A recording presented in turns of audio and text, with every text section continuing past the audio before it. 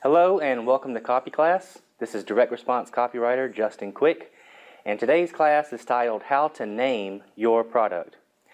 Now, how to name your product may not seem like a copywriting issue, but it really is, because if your product name sucks, then it's likely to negatively affect your sales.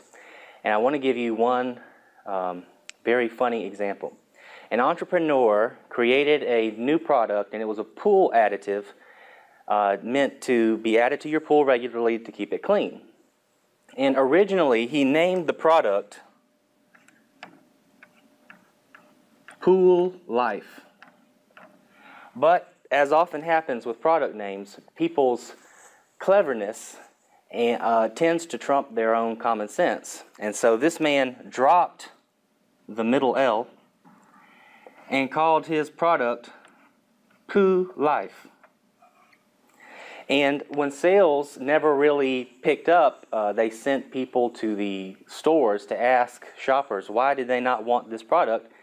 And you could ask yourself, would you put something called Poo Life in your pool? And that's exactly what customers said. There was no way they were going to do it. So let's talk about how we can avoid things like this. And we'll go back to the all-time king of copywriters, Claude Hopkins, who said to make sure that you include a benefit in your product name. So what I've done here, besides these, is listed some classic product names to show you the benefit, which Kleenex, everyone knows the tissue paper. It has the word clean right in there. Mr. Clean, which has become a brand himself. Fat Blaster, Wonder Bread, Mr. Peanut, Vein Away. And the main lesson that I want you to take away from this class is never underestimate the power of a great name. So I want to tell you a story about a dentist named Edgar Parker. And Edgar Parker lived back in the early 1900s, and he's described as a cross between Colonel Sanders of KFC and P.T. Barnum. He wore a top hat, he wore a necklace of teeth, and his dental clinic traveled around the United States in like a circus-type atmosphere.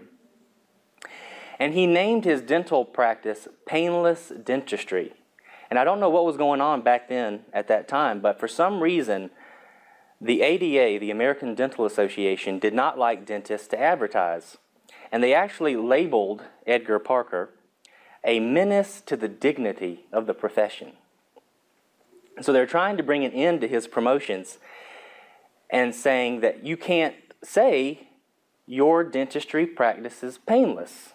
Because what he really did was he got his patients drunk, and he jumped on them and pulled out their tooth really quick. And so they're laughing, having a good time, and then their tooth is out. Well, what Edgar Parker did was he went down to the courthouse and he changed his name to Painless Parker legally. So then he could put that on his sign out front, and it was totally legal. Nobody could say anything to him. But what happened after that is what I want you to pay close attention to. This man went from wearing a necklace of teeth to having 30 offices, employing 70 dentists, and grossed $3 million in sales in the early 1900s. All from a great name, and notice it had a benefit in it. So now let's talk about how can we come up with names like this. Now the first thing I want to say is try to keep your product name short. That's not a law, but it helps a lot to, if you have a sucky product name and you were to hire, let's say me as a copywriter, there's a chance I'll actually change your product name if it's horrible. And even in your copy, you can turn the product name into something short. So as an example, I'm writing a letter now, and the client is selling a report called Easy Offline Video, How to Land Clients from the Comfort of Your Couch, or something like that. Well, I can't be saying that over and over again in a sales letter. So I just call the product Get Clients from Your Couch. And then you have a short, pithy little name that carries a big benefit. So what I want to do, I think the easiest way to do this is to give you some questions to ask yourself that will help you name your product. The first question is, what is it? What are you selling?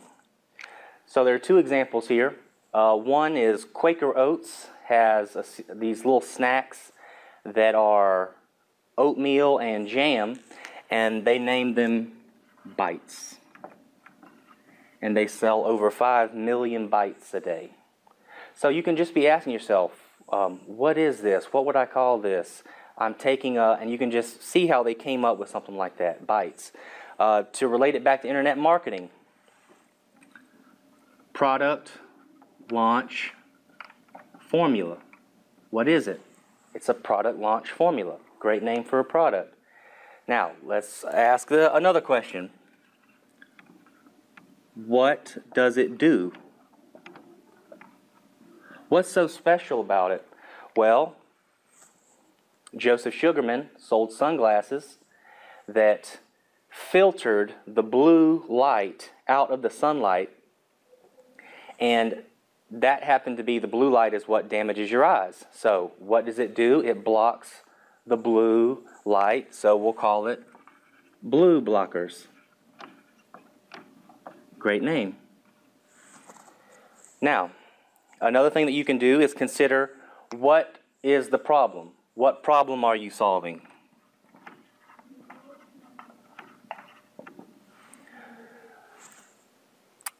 If we sold, this is a real product name, if we sold the shades that you put in your car to make them darker, and it also keeps the interior of the car cool, well, what's the problem? The problem is the car is really hot, and we keep you, and the name of this is a real product, is called Way Cool. It's a car shade. Frank Kern's product.